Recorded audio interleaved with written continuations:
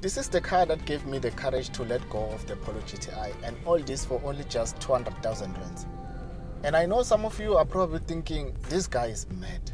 Why would he let go of a Polo GTI for a natural aspirated Suzuki Baleno GL? Well, what you guys are forgetting is the fact that I drove a Polo Vivo trend line from 2019 till March 2022 when I bought the Polo GTI. And to me, driving cheap cars is not a new thing. And also, in reality, if we're being honest, there's no situation that requires you to move from 0 to 100 in 6.7 seconds, unless you are a race boy or girl. So I did a walk-around review of this car earlier this year, and today we'll mainly be focusing on the driving experience and a bit of finance.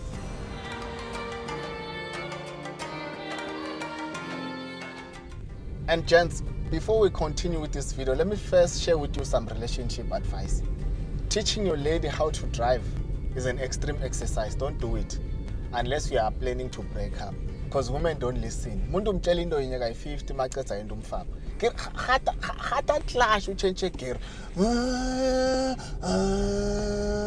Emon. Kire muthu wa modi mchencha gear hle mona.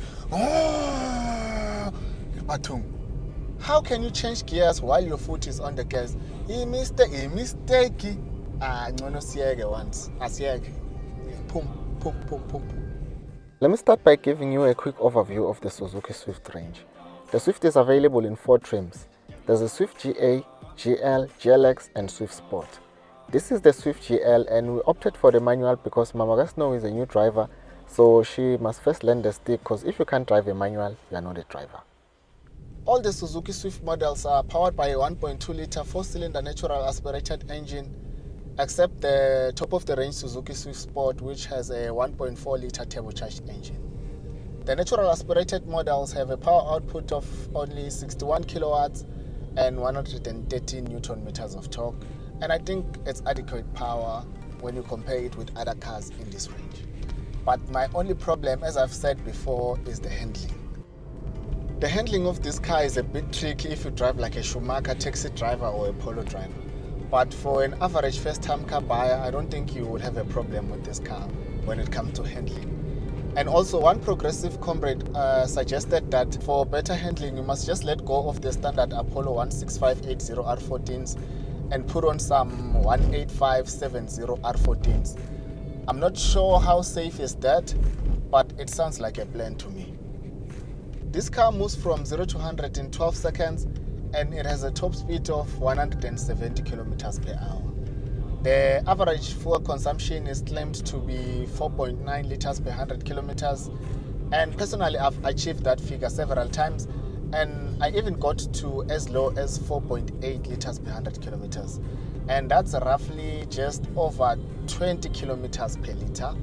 And currently here the average is 19.3 kilometers per liter, and that gives an average of about 5.1 liters per 100 kilometers. Other kids are out here averaging 4.8 liters per 100 kilometers, and when you're averaging double with your silly SUV that you don't need. I will never spend 200,000 rands on a Swift. I'd rather spend that money on a bigger car. Cool, enjoy. But the fact of the matter is petrol is now 27 rands a liter, and the repo rate was recently hiked by 75 basis points.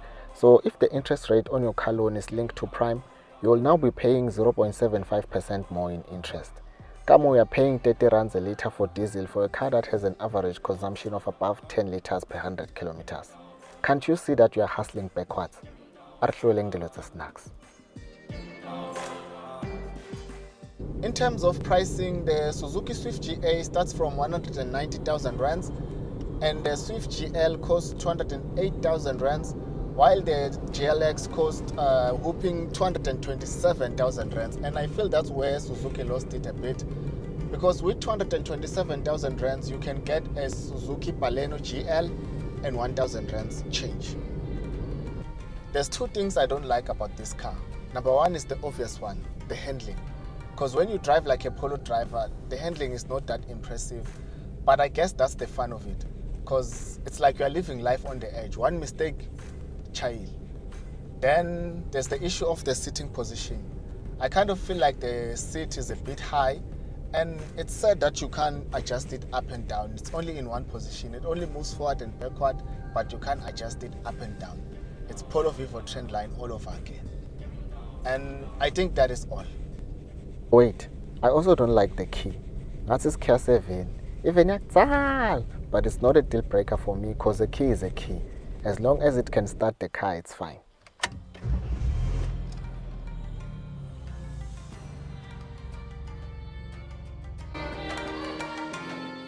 I've been going through my channel analytics and almost a quarter of the people who watch my content are female and are active in the comment section. That's unusual for a car channel because women are generally not into cars. So my sisters, if I use motoring terms that you are unfamiliar with, don't be afraid to ask what are you talking about when you talk about kilowatts, torque or handling. I'll try to explain things in simple terms for you. For those who don't know what's handling, I can say handling refers to the balance of the car, especially around corners and twisty roads. I know this is not a scientific definition, but I hope you at least have an idea of what I'm referring to. My lady is a new driver and she knows nothing about cars, and her only complaint about the Swift is the handling. She always says le moti ya phephuka, but the thing with her is that she has a speeding problem. Maybe it's because she was taught how to drive by a Polo driver. When she drives the Swift, I use the GPS in my phone to monitor her speed because if I don't, I'll be traumatized by the time we get to our destination. But let's quickly look at the financial aspect and conclude. It's good that the GTI is gone now because she was gonna steal it and do unthinkable things.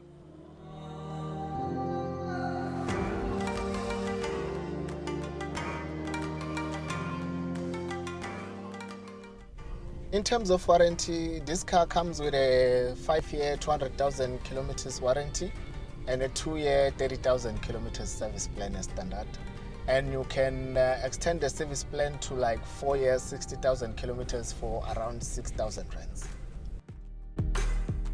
The sweet spot in the Swift range is the Swift GL, and it costs 208,000 rands for the manual and 223,000 rands for the automatic. So if you finance a 208,000 rands car for 5 years with no deposit and no balloon payment at the current prime lending rate of 9%, and we are now at 9% because of the recent 75 basis point repo rate hike, your monthly installment will be around 4,300. And for insurance, we are looking at a premium of plus minus 1,200. So monthly you will spend 5,500 for your car installment and insurance. Then add maybe 1,500 for petrol and your total monthly cost goes to 7,000 rands. I drove to work with this car twice and I don't have much to complain about. I would definitely recommend it, particularly for its good fuel economy, but the GLX is a no. With 227,000 rands, just get yourself a Suzuki Baleno GL once. Please note that my opinion on cars is not the word of God. It's up to you whether you take it or leave it. Thank you for watching. Don't forget to like, share and subscribe to the channel for more car content in a Mzansi context.